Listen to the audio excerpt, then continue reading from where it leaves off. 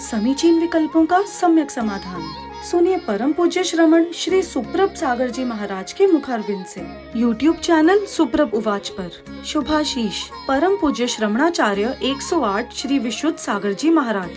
सानिध्य श्रमण सुप्रभ सागर जी महाराज, श्रमण प्रणत सागर जी महाराज। पुण्य आर्जक श्रीमती मधुबाला सुरेश चंद जी पाटोदी, बेटी दामाद श्रीमती विनीता अर्पित जी पहाड़िया मंडीदीप, बेटे बहू मोहित अंकिता पाटोदी, रोहित मुस्कान पाटोदी, अभी नैवेद्य जीने भव्य एवं समस्त पाटोदी परिवार, जैन बर्तन भंडार छिंदवाड़ा। ओम नमः सदेव्य। नमो नमः सतहितंकराय वीराय भव्याम्बुजभास्कराय अनंतलोकाय सुरार्चिताय देवादिदेवाय नमो जिनाय देवादिदेवाय नमो जिनाय। पंच परमेष्टि भगवान की परम पूज्य आचार्य भगवंत गणाचार्य श्री विराग सागर जी महाराज की, परम पूज्य पट्टाचार्य गुरुवर श्री विशुद्ध सागर जी मुनि महाराज की, परम पूज्य मुनि श्री सुप्रभ सागर जी महाराज की। समीचीन विकल्पों का सम्यक समाधान, सम्यक ज्ञान की वह अनूठी विधा जिसके माध्यम से हम सभी अपने मन में उठते अनेक समीचीन विकल्पों का सम्यक रूप से समाधान आगम के परिप्रेक्ष्य में प्राप्त करते हुए अपने मन को निर्विकल्प बनाने का पुरुषार्थ करते हैं, क्योंकि मन की निर्विकल्पता ही आत्मा का वास्तविक सुख है। और ऐसे आत्मकल्याण की अनूठी विधा परम पूज्य आचार्य भगवंत पट्टाचार्य गुरुवर श्री विशुद्ध सागर जी महाराज के मंगल सभाशीष से परम पूज्य मुनि श्री सुप्रभ सागर जी महाराज द्वारा प्रतिदिन आगम के परिप्रेक्ष्य में आप सबको प्रदान की जाती है। तो ऐसा अनूठा अवसर मन की निर्विकल्पता का आपके बीच में रहता है। आप भी पुरुषार्थ करें और अपना समीचीन विकल्प भेजते हुए परम पूज्य मुनि श्री से उसका सम्यक समाधान प्राप्त करने का पुरुषार्थ करें। प्रारंभ करते हैं आज का सम्यक समाधान। और आज के पहले विकल्प के लिए मंगला मेड़े अंबानगर नागपुर महाराष्ट्र से महाराज जी के चरणों में बारंबार नमोस्तु निवेदित करते हुए अपना समीचीन प्रश्न रखें कि महाराज जी, जो पूजन की थाली में स्वस्तिक के रूप में 24 तीर्थंकर, 5 परमेष्टि, 3 रत्नत्रय और 4 नदीधारी के प्रतीक हम विराजित करते हैं और उन पर द्रव्य चढ़ाते हैं, तो वह द्रव्य निर्माल कैसे हो जाता है? हमारे समीचीन विकल्प का सम्यक समाधान करने की कृपा करें। नमोस्तु महाराज जी, नमोस्तु। ओम नमः सिद्धम। परम पूज्य आचार्य भगवान गुरुवर विशुद्ध सागर जी महाराज की, परम पूज्य मुनि श्री सुप्रभ सागर जी महाराज जी की। पूजन के इस थाली में जहाँ द्रव्य क्षेपण किया जा रहा है, भले उसमें कोई बीजाक्षर बने हो ना बने हो, साथिया बना हो ना बना, पर चूँकि सच्चे देवशास्त्र गुरु को स्मरण करते हुए द्रव्य समर्पित किया जा रहा है मंत्र आदि के माध्यम से, तो वह पूर्ण द्रव्य निर्माल्य की ही श्रेणी में आता है। पूजन करते समय जिस थाली में द्रव्य चढ़ाए जाते हैं वह चतुर्गति भ्रमण के नाच के लिए स्वस्तिक, और जो उस थाली को और मंत्रित करते हुए प्रतिष्ठित करने के लिए जो ऋणत्रिंश वंदे 24 जिनेच वंदे पंचगुरुणाम वंदे चारणम चरणम सदा वंदे, ये जो मंत्र कहकर 3, 24, 5 और 2 ये संख्या लिखी जाती है, ये संख्या भी उस थाली को मंत्रित करने के लिए होती। और मंत्रों के माध्यम से जिस थाली को मंत्रित किया है वहाँ जो भी द्रव्य समर्पित किया जाता है, क्योंकि सच्चे देवशास्त्र गुरु के निमित्त से या सच्चे देवशास्त्र गुरु को वह समर्पित किया है मंत्रों के माध्यम से, इसलिए वह पूर्ण रूप से निर्माल्य के ही श्रेणी में आता है। क्योंकि आगम में आचार्य भगवंतों ने समझा है, जो भी सच्चे देवशास्त्र गुरु के निमित्त से समर्पित किया जा रहा है मंत्रों के माध्यम से स्वाहा आदि करते हुए, वह पूर्ण रूप से निर्माल्य निर्माल्य है, चाहे वह थाली में चढ़ाए, टेबल पे चढ़ाए, मंत्रों पे, साथियों पे या कोई बीजाक्षर पे चढ़ाए, जो भी सच्चे देवशास्त्र गुरु पंच परमेष्ठी आदि के निमित्त से समर्पित किया गया है, चढ़ाया गया है, वह निर्माल्य की ही कोटि में आता है। इसलिए थाली में भी जो बीजाक्षर आदि लिखे गए हैं या कोई अंक भी लिखे गए हैं, उनको भी अपने आप में प्रतिष्ठित मानते हुए उन पे समर्पित किया गया वह द्रव्य निर्माल्य ही कहलाता है। यही आपके लिए सम्यक समाधान। लोधीखेड़ा मध्य प्रदेश से मोहित जैन अगले समीचीन विकल्प के। नमोस्तु महाराज जी, नमोस्तु महाराज जी, नमोस्तु महाराज जी।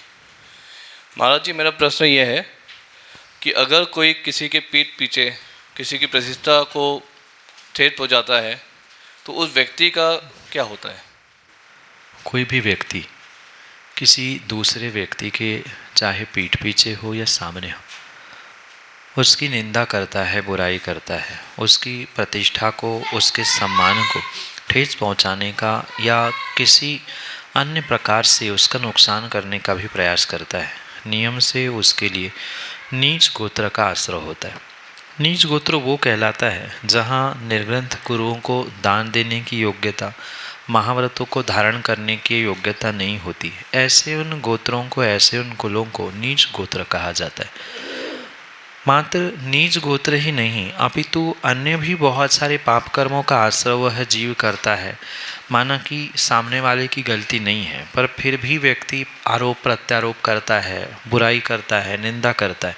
तो चूँकि वह वैसा नहीं है, उसलिए अवर्णवाद के रूप में उसे स्वीकार करते हुए आचार्य भगवान कहते हैं कि उसे आने वाले कई भवों तक, कई जन्मों तक सम्यक दर्शन प्राप्त नहीं होता, क्योंकि वह दर्शन मोहिनी कर्म का तीव्र आश्रय कर बैठता है। इसलिए मात्र किसी एक दो नहीं अपितु बहुत सारे पाप कर्म का आश्रय वह व्यक्ति करता है जो किसी की निंदा, बुराई आदि करता है, किसी की प्रतिष्ठा आदि में ठेस पहुंचाने का प्रयास करता है। और जब यही कार्य पीठ पीछे करने वाले भी मिलते हैं, क्योंकि अक्सर सामने तो हर कोई प्रशंसा करता है, पर पीठ पीछे बुराई करने वाले जितने भी लोग हैं वे पिट्ठ मांस भुज्जी के रूप में कहे जाते हैं। यानी जैसे गिद्ध आदि प्राणी पीछे से हमला करके पीठ का मांस खाते, ऐसे ही पीठ पीछे बुराई करने वाले, प्रतिष्ठा सम्मान आदि में किसी भी प्रकार से ठेस पहुंचाने वाले जो होते हैं, नियम से उनके लिए एक नहीं अनेक प्रकार के पाप कर्म का आश्रय होता है, जिसमें से मुख्य नीच गोत्र का आश्रय, दर्शन मोहिनी का आश्रय, असाता वेदनी का आश्रय, ऐसे अनेक पाप कर्मों का आश्रय वह जीव कर बैठता है। पर ये भी ध्यान रखे, जिनके बारे में बोला जा रहा है उनको भी उनके प्रति माध्यस्थ होने की आवश्यकता है। उनको कर्म अपना सबक सिखा के रखेंगे। अगर उनके प्रति जिसकी बुराई हो रही है वह विपरीत बातें करता है या पुनः वही काम करता है जैसे वही उसने किया, तो पुनः उसके लिए भी वही पाप का आश्रय होगा और आने वाले समय के लिए और दुख और समस्याएं बढ़ेगी। इसलिए हमने कभी किसी पूर्व जन्म में ऐसा किया था जिस कारण से वो निमित्त बनकर हमें हमारी प्रतिष्ठा, हमारे परिवार के सम्मान में ठेस पहुंचा रहा है, ये निर्णय करते हुए उसको उसके हाल पर छोड़ देना। ये व्यक्ति जिसके बारे में बोला जा रहा है वो सोचे, और जो कर रहा है ऑब्वियस है वह पाप कर रहा है, गलत कर रहा है, तो गलत का फल उसे गलत के रूप में आने वाले दिनों में अवश्य मिलेगा। यही आपके लिए सम्यक समाधान। अक्षय जैन लोधीखेड़ा मध्य प्रदेश से अगली समीचीन। पूज्य गुरुवर के चरणों में बारंबार नमोस्तु नमोस्तु नमोस्तु भगवान।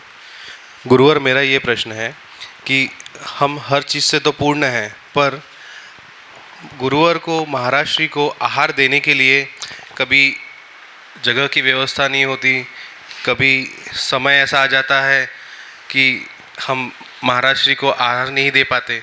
तो इस समय अगर हम कुछ हमारे तरफ से कुछ राशि, दान राशि ऐसी प्रदान करें आहार के लिए, तो क्या वो पुण्य लगता है? समाधान करने के बाद आहार आदि के निमित्त से जो दान राशि श्रावक देता है उसमें किसी प्रकार से कोई दोष नहीं है, पाप नहीं है, वो भी पुण्य का ही कार्य है। पर यह स्पष्ट समझना कि दान स्वयं के हाथ से स्वयं के द्रव्य का ही देने पर वह सर्वश्रेष्ठ पुण्य लगता है। जैसे बहुत सारे स्थानों पे व्यवस्था होती है कि मुनिराज विराजमान है, कोई एक दो चौके लगाने वाले होते हैं। कई बार तो क्षेत्रों में मात्र कोई पेड वर्कर्स होते हैं जो व्यवस्था बनाते हैं। बनाने वाले व्यवस्था मतलब जो व्यवस्था बना रहे उनकी पैसे द्रव्य ला कर दे रहे हैं। कुछ अंशों में क्योंकि पुण्य कार्य में पैसे लग रहे हैं, धन लग रहा है, उसको पुण्य तो मिलेगा, पर जो दान का फल कहाँ है, मुनिराजों के आहार दान का फल कहाँ है, वो तो स्वयं के द्रव्य को स्वयं के हाथ से ही स्वयं के स्थान पर देने से ही है। स्वयं का स्थान जरूरी नहीं है कि हमारा रहता निवास का घर ही हो, हम किसी अन्य स्थान पर भी पहुंचकर, जैसे तीर्थ क्षेत्रों में मुनिराज है या मुनिराज विहार करते हैं, घर में अनुकूलता नहीं है तो हम ऐसे स्थानों में प्रायोरिटी दे जहाँ कोई नहीं होता है। क्योंकि नगरों में तो फिर भी व्यवस्था बनाने वाले सैकड़ों मिलते हैं, वहाँ पैसों की भी उनको ज़रूरत नहीं होती। जहाँ वास्तविकता में आवश्यकता है ऐसे स्थान पर समय निकाल कर पहुँच कर अगर आप स्वयं पड़घान करके दान दोगे, स्वयं के द्रव्य का उसमें उपयोग किया जा रहा है, तो पक्का मानना जो अन्य स्थानों पर मात्र राशि या पैसे जमा करने से पुण्य मिलने वाला है या दूसरे के घर में जाकर मात्र आहार देने का पुण्य लगना है, उससे कई सैकड़ों हजारों लाखों गुना अधिक फल उस आहार दान का आपको तब लगेगा जब जहाँ जैसे जिनको आवश्यकता है वहाँ पर दिया जाता है। क्योंकि अनेक स्थानों में क्षेत्रों में देखने के लिए मिलता है आहार दान के लिए चंदा तो इकट्ठा किया जाता है, पर प्रयोग कहाँ का कहाँ हो जाता है कोई भरोसा नहीं, देखने जा नहीं सकते, और इतनी बड़ी अमाउंट नहीं है कि हम वहाँ उनसे हिसाब मांगे। तो ये पक्का माने अगर बिल्कुल ही नहीं व्यवस्था हो रही है तो फिर भी ठीक है, पर वह उतना पुण्य नहीं दे सकता जितना स्वयं के हाथ से द्रव्य देने का होगा। प्रयास ये किया जा सकता है कि हम अगर थोड़ा सा भी कुछ शुद्ध भोजन बना सकते हैं या जो सूखी सामग्री होती है ऐसी सामग्री हम अपने हाथ से बने शोधन करें और शुद्धता पूर्वक प्रदान करने का प्रयास करें। ऐसी बहुत सारी सामग्री होती है, कुछ नहीं हो रहा है तो कुएं का पानी खींचकर हम शुद्धि से प्राशुक करें और स्वयं का द्रव्य दें, क्योंकि स्वयं का द्रव्य स्वयं के हाथों से देना यही सर्वश्रेष्ठ आहार दान का पुण्य कहलाता है। अनुमोदना करना या किसी व्यवस्था में सहयोगी बनना ये भी कुछ अंशों में पुण्य दे सकता है, पर पूर्ण फल आपको तभी मिलेगा जब स्वयं के द्रव्य स्वयं के स्थान और स्वयं के माध्यम से ही वह दिया जाने वाला हो। अन्य किसी प्रकार से आहार का सर्वश्रेष्ठ फल नहीं मिलता। ये भी आप ध्यान रखें कि जहाँ व्यवस्थाएं है वहाँ व्यवस्थाएं तो हर कोई कर रहा है। जैसे क्षेत्रों में मुनिराज विराजते हैं या विहार आदि में आवश्यकता होती है, जहाँ समाज नहीं है वहाँ स्कूल आदि में स्थानों में चौके लगाए जाते, तो वहाँ अगर आप अपना द्रव्य स्वयं ले जाकर व्यवस्था करें वहाँ, क्योंकि जगह तो अपने आप मिल जाएगी, पर थोड़ी सी मेहनत थोड़ा सा कष्ट है, पर जितनी मेहनत जितना कष्ट ऐसे कार्यों में होता है उतना विशेष फल भी वहाँ पर मिलता है। आगम में तो लिखा है कि जंगलों में महाराज पहले जाकर रहते थे और वही कई सारे श्रावक कई सारे जो राजा महाराजा होते थे वहाँ जाके पड़घान करते थे, आहार देते थे। तो बहुत अच्छी बात है कि आप भी ऐसा कर पाओ। ज़रूरी नहीं महीना भर 15 दिन 2 दिन 3 दिन जैसी अनुकूलता है, 1-2 दिन तो हम विहार में या ऐसे स्थानों में जाकर चौका लगाए और उससे सर्वश्रेष्ठ पुण्य प्राप्त कर सकते। यही आपके लिए सम्यक समाधान। मोखेड़ छिंदवाड़ा मध्य प्रदेश से नरेश जैन नाना अगले समीचर विकल्प के लिए। नमोस्तु भगवान, नमोस्तु नमोस्तु स्वामी। भगवान, गुरु और शिष्य में वात्सल्य कैसा होना चाहिए? और एक प्रश्न है गुरु कि मैं हार देता हूँ तो मुझे थोड़ा सा डर लगता है, तो इसके लिए। गुरु शिष्य का संबंध इस संसार में सबसे बड़ा श्रद्धा श्रद्धेय संबंध होता है, और वहाँ जितनी निर्मलता जितना वात्सल्य अधिक होगा उतना ही उसका विशेष विशेष फल वह शिष्य और कहीं न कहीं गुरु भी प्राप्त करता है।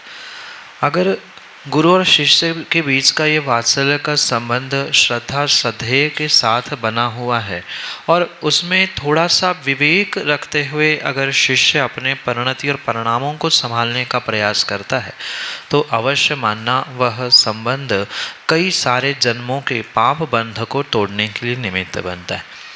रही बात कैसा होना चाहिए, तो इसके लिए आचार्य भगवंतों ने कहा है कि जैसे बछड़े के प्रति गाय का वात्सल्य होता है, गो वत्स प्रीतवत, ऐसा शब्द देते हुए, सूत्र देते हुए कहा है कि गाय ये नहीं देखती कि बछड़ा किसका है, काला है, गोरा है, छोटा है, बड़ा है। जो भी बछड़ा गाय के थनों से लग जाता है, गाय सबको दूध पिलाती है।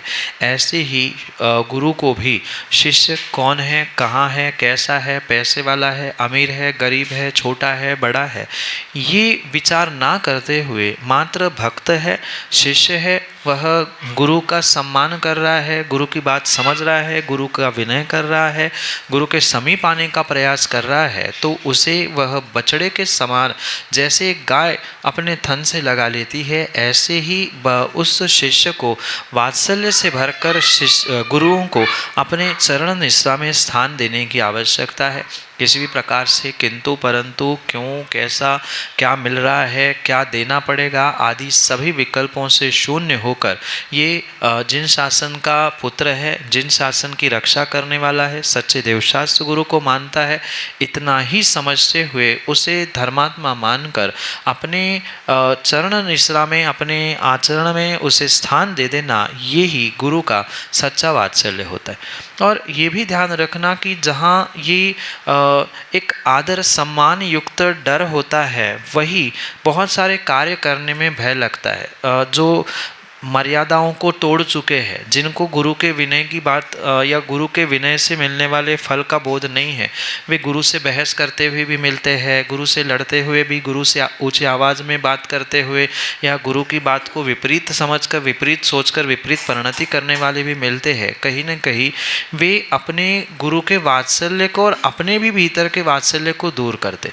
पर कुछ कार्य करते समय थोड़ा सा भय होना कि मैं अगर ऐसा करूँगा तो गलती तो ना हो जाए, या गुरु का अभिनय ना हो पाए, या जैसे आहार में आप कह रहे हैं कि कभी कभार डर लगता है, तो ये आदर युक्त, सम्मान युक्त भय है कि मेरे से कुछ ऐसी गलती ना हो कि जिससे मेरे गुरु की मर्यादा टूट जाए, जिससे मेरे गुरु का विनय या गुरु के प्रति मेरा विनय विपरीत ना हो। ये जो अंतरंग की भावना है, वो कई बार जो समर्पित श्रावक होता है उसको अंतरंग में गुरु से बात करते हुए, गुरु को आहार देते समय या अपनी अंदर की कुछ अभिव्यक्ति करने में डर लगता है, संकोच लगता है। ये डर, संकोच मात्र डरने, भय आदि उत्पन्न कराने के लिए नहीं, वह सम्मान आदर पूर्वक हो, गुरु की मर्यादा का उल्लंघन ना हो, चार लोगों के सामने इतना ही हो। अन्य प्रकार से अगर कोई डर है तो वो डरने की कोई बात नहीं है। और आहार के समय में तो मुनिराज कभी भी कुछ बोल भी नहीं सकते और कर भी नहीं सकते। फिर तो उस समय में आपको एक माँ के समान ही उन गुरु भगवंतों का, साधु भगवंतों का और मुनि भगवंतों का आहार कराने का पुरुषार्थ करना होगा। यही आपके लिए सम्यक समझ। जतारा टीकमगढ़ मध्य प्रदेश से शुभ जैन ईसु अगले समीचीन में करो। दोनों मुनिराजों के चरणों में बारंबार नमोस्तु नमोस्तु नमोस्तु। महाराज जी, मेरा प्रश्न ये है, ऐसा बहुत बार लोगों से सुनने में आता है कि ये द्रव्यलिंगी मुनि है, ये भावलिंगी मुनि है, तो द्रव्यलिंगी मुनि और भावलिंगी में क्या अंतर है? नमोस्तु नमोस्तु नमोस्तु महाराज जी। भेष और भाव, इन दोनों की अपेक्षा से मुनिराजों को दो प्रकार से आगम में समझाया है। जो सम्यक दर्शन के अभाव में, समीचीन श्रद्धा के अभाव में मात्र दिगंबर द्रव्य भेष प्राप्त करते हैं, उन्हें द्रव्यलिंगी कहा जाता है। पर जिनको ये पता है कि ये मुनिराज का द्रव्य भेष, दिगंबर भेष पिछी कमंडल मैंने क्यों धारण किया है, इसके पीछे के उद्देश्य, इसके पीछे के श्रद्धान को जो जानता है, वही सही मायने में भावलिंगी होता है। पर ये भी ध्यान रखें कि जो भावलिंगी मुनिराज होते हैं वह नियम से द्रव्य लिंग के साथ ही होते। यानी कोई श्रावक ये कह दे कि जो कपड़े उतार कर पिछी कमंडल लेके घूम रहे हैं वे द्रव्यलिंगी है, और श्रावक हम भावना भा रहे हैं मुनिराज बनने की, सो हम भावलिंगी है, ऐसा नहीं होता। जब भी भावलिंगी मुनिराज मिलेंगे तो वह द्रव्यलिंग के साथ ही मिलेंगे। हाँ, ये हो सकता है द्रव्यलिंग है पर भावलिंग नहीं है, पर द्रव्यलिंग होने पर भावलिंग होना अनिवार्य नहीं है। पर भावलिंग है तो वहाँ द्रव्यलिंग यानी मुनिराजों की आकृति, दिगंबर भेष, पिच्छी, कमंडल, ये द्रव्यलिंग कहलाता है। और वहाँ सम्यक दर्शन का होना, मैं धर्म क्यों कर रहा हूँ, मैं दिगंबर क्यों हुआ हूँ, मैं इस भेष को प्राप्त कर रहा हूँ, तपस्या कर रहा हूँ, इसके पीछे का उद्देश्य क्या है, ये जो सही मायने में जानता है और उसी उद्देश्य उसी कारणों से जब उस द्रव्यलिंग की साधना करता है, वही द्रव्यलिंगी मुनिराज भावलिंगी के रूप में बदलते हैं। क्योंकि भावलिंग कोरा यानी द्रव्यलिंग के अभाव में नहीं रहता।